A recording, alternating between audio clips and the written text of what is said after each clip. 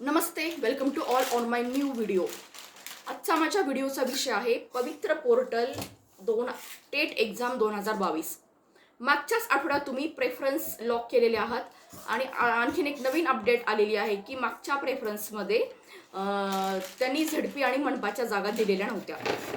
काय होतं की पवित्र पोर्टलच्या वेबसाईटवरती ॲड आली होती की विथ इंटरव्ह्यू आणि विदाऊट इंटरव्ह्यूमध्ये त्यांनी जे प्रेफरन्स दिले होते ते खूप कमी प्रेफरन्स आले होते आणि झडपी आणि मनपाच्या तर जागा खूप कमी प्रमाणात आल्या होत्या. तर काय होते की सोमवारपर्यंत झडपी आणि मनपासाठीच्या ॲड्स अपलोड होतील आणि नवीन प्रेफरन्स जनरेट होतील. मग या ठिकाणी सगळ्यात महत्त्वाचा प्रश्न आहे की ज्यांनी आधी प्रेफरन्स लॉक केलेले आहेत त्यांनी परत एकदा प्रेफरन्स लॉक करायचे आहेत का, किंवा ती प्रोसेस परत एकदा करायची आहे का? Obviously yes. काय आता आपण काय करणार आहोत की सोमवारपर्यंत त्यांना वेळ दिलेला आहे आणि सोमवारच्या नंतर म्हणजे 6, 7 आणि 8 मे या 3 दिवसामध्ये तुम्हाला तुमचे प्रेफरन्स हे रिजनरेट करायचे आहेत. मग त्या ठिकाणी झडपी आणि मनपाच्या त्या ठिकाणी जागा ॲड केल्या जातील. तुम्ही जेव्हा प्रेफरन्स लॉक करतात, खूप जणांना 90, 100, 120, 150 पर्यंतचे प्रेफरन्स येत आहेत.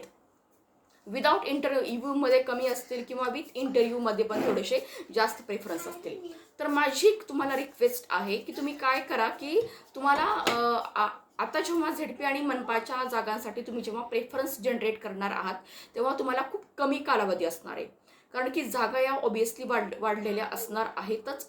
त्याच्यामुळे जी काही पहिल्यांदा PDF जनरेट होईल ते आधी डाउनलोड करा, त्याची प्रिंटआउट काढा आणि तुम्ही आधी त्यांना प्रायोरिटीज द्या की पहिल्या 10 स्कूल किंवा मग तुम्ही डिस्ट्रिक्ट लेवलप्रमाणे पण तुम्ही ज्या जिल्ह्यामध्ये राहतात तुम्ही आधी त्याचा विचार करा, किंवा तुमची जॉब करण्याची महाराष्ट्रामध्ये कुठंही तयारी आहे तर तुम्ही त्या ठिकाणी तुमच्या आवडीचा प्रेफरन्स देऊ शकतात किंवा आवडीच्या वर्गाला त्या ठिकाणी तुम्ही प्रेफरन्स देऊ शकतात. माझी एक रिक्वेस्ट आहे की आपल्या महिला भगिनींसाठी ज्या अनमॅरिड आहेत किंवा ज्यांचं लग्न जमलेलं आहे, लग्न झालेलं आहे, किंवा ज्या तर तुम्ही काय करा, तुम्ही आपल्या फॅमिलीला समोर बसवा, त्यांच्याशी चर्चा करा, डिस्कस करा की मला एवढे प्रेफरन्स आलेले आहेत आणि मी याच्यापैकी कोणता प्रेफरन्स देऊ. काय असतं की लग्न झाल्यानंतर आपली जबाबदारी वाढते, आपल्यासोबत आपल्या कुटुंबाची जबाबदारी असते, मुलांची जबाबदारी असते, मुलांचं शिक्षण असतं. आता जरी तुमची मुलं शाळेत जात नसतील किंवा किंवा त्यांना 1-2 वर्षाचा जरी अवधी असेल पण ते 1-2 वर्षानंतर शाळेला जाणार आहेत किंवा तुमची मुलं लहान आहेत, तर या सगळ्या गोष्टीचा तुम्ही विचार करा आणि एकदा, दोनदा, तीनदा व्यवस्थितपणे विचारपूर्वक करून तुम्ही तुमच्या जागेसाठीचा प्रेफरन्स द्या.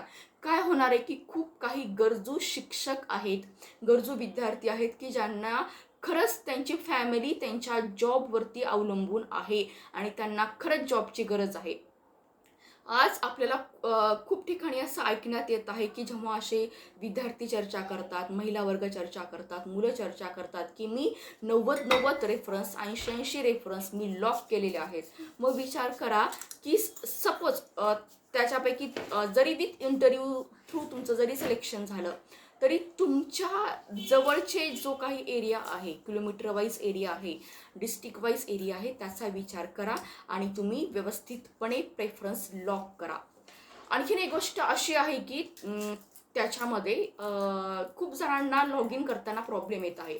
काय करायचं, सिम्पली आता हा सध्या फेज 2 आहे त्याच्यामुळं खूप माहीत आहे की कशा पद्धतीने लॉग इन करायचं, पासवर्ड एंटर करायचा.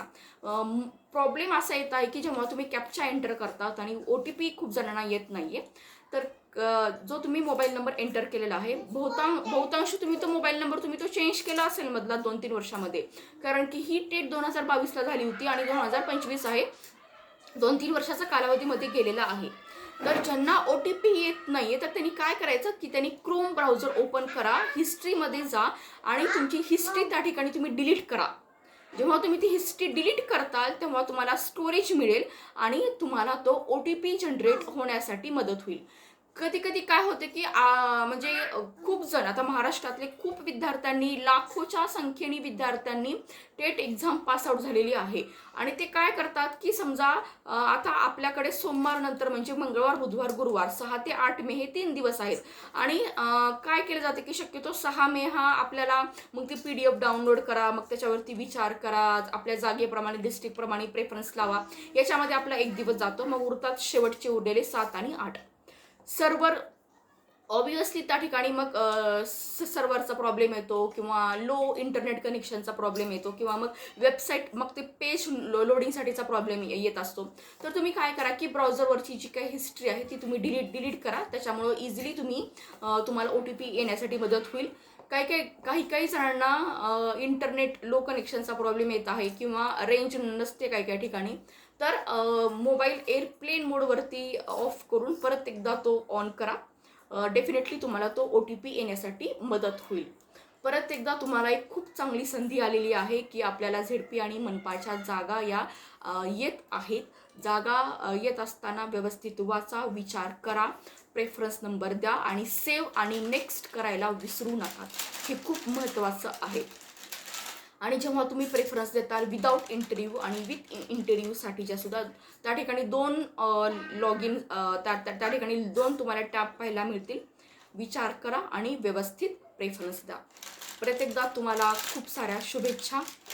आणि टेट 2025साठीचं नोटिफिकेशन आलेलं आहे. तर त्या ठिकाणी तुम्ही फॉर्म भरा. धन्यवाद. परत एकदा भेटूयात एक नवीन व्हिडिओ घेऊन. तोपर्यंत बाय.